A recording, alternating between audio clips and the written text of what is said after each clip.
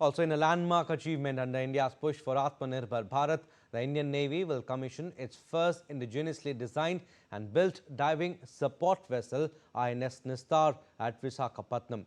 Equipped with cutting-edge deep-sea diving systems, Nistar strengthens India's operational capability and stands ready to rescue personnel from distressed submarines.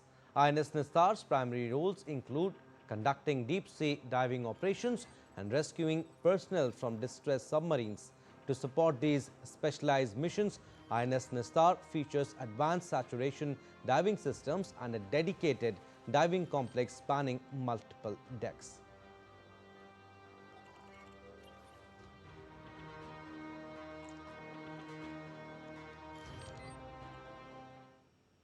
Let's now take a look at what indigenous diving support vessel Nistar is all about. Aimed at bolstering India's maritime safety and rescue capabilities, Nistar, the first indigenously designed and constructed diving support vessel, was delivered by Hindustan Shipyard Limited to the Indian Navy on 8th July 2025 at Visakhapatnam.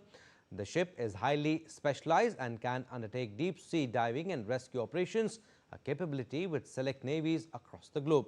The ship's name, Nistar, originates from Sanskrit and means liberation, rescue or salvation. The ship, measuring 118 meters with a tonnage of nearly 10,000 tons, is installed with state-of-the-art diving equipment and has the capability to undertake deep-sea saturation diving up to 300 meters depth. The ship also has a side diving stage for undertaking diving operations up to 75-meter depth. The ship will also serve as the mothership for the deep submergence rescue vessel to rescue and evacuate personnel in case of an emergency in a submarine underwater.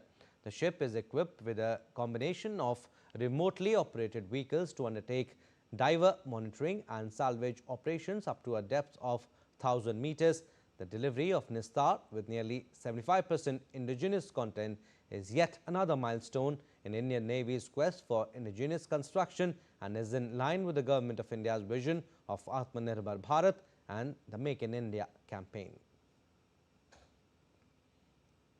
All right, DD India's Akshay Dongre has more information on this. He is joining us live from Delhi. Akshay, good morning. India has successfully test-fired 2 ballistic missiles, Prithvi 2 and Agni 1, off the coast of Odisha. What do these successful tests signify for India's defense capabilities?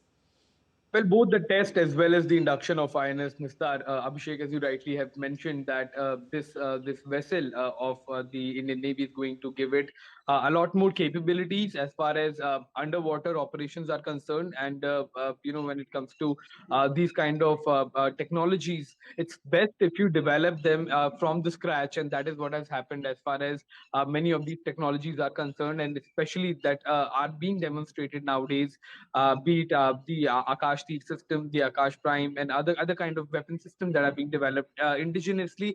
These weapon systems are not only giving India firepower, they are also giving India leverage as far as defense systems are concerned, and your bilateral relations with other countries are concerned. Because as long as you are a manufacturing country, a country that develops these weapons, you're always going to have a customer base around the world for that strengthens your position as far as a weapon manufacturer along with a major and a serious power that not only has firepower but also has the capability of manufacturing these kind of weapon systems that can cause that can prove very important in times of a crisis and in times of a clash between with another adversary. So it's not just strengthening the country's firepower as well as security establishment, but also posing India as a major weapon manufacturer as well as seller is the government's aim as well. And we are seeing that these kind of developments will not only bolster India's weapon arsenal, but also make India take India rather there at the top to make it a serious and worldwide famous weapon manufacturer and exporter. That is an area where India has lagged. but has working vehemently to catch up in the last 10 years, especially. Back to you. Also, Akshay, talking about INS Nistar, it is indeed a major step towards India's self-sufficiency, Atman Bharat in defense manufacturing. Uh, could you explain how this vessel differs from traditional support ships and why you think it is crucial for the Navy's operations? Well, it is crucial for Navy's operations. Abhishek, let me come to your question that you asked last first, because that's the perhaps most relevant one when it comes to the operations in the Indian Ocean region, as well as the Indo-Pacific and other maritime operations of the Indian naval forces are concerned.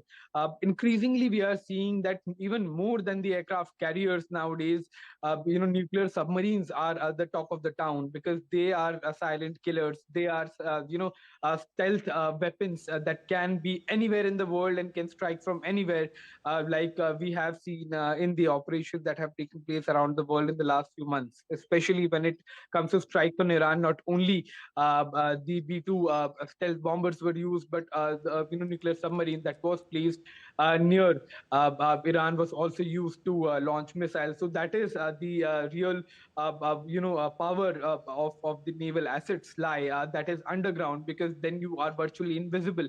Operating submarine fleet, operating it can these kind of weapon systems can be quite challenging, especially if you do not have technologies like what India has gotten with INS Nistar to not only operate these kind of underground naval operations, but also have the capability of supporting these weapon systems. So INS Nistar helps with that, as well as takes your underwater operation forward.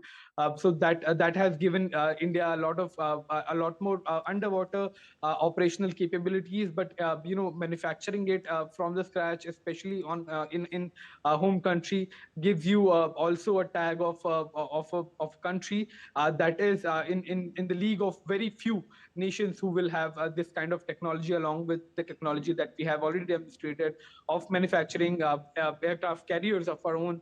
The situation as far as Make in India and Atmanirbharta is concerned, and the goals that have been set up by the Indian Navy to go completely indigenous in a few more years is going exactly as per the plan, and in fact even better than what was claimed. From the speed of it, it seems that India, Indian Navy especially, will become a fully indigenous force in no short than a few years. All right, Akshay, we'll leave it at that. Thank you for your inputs.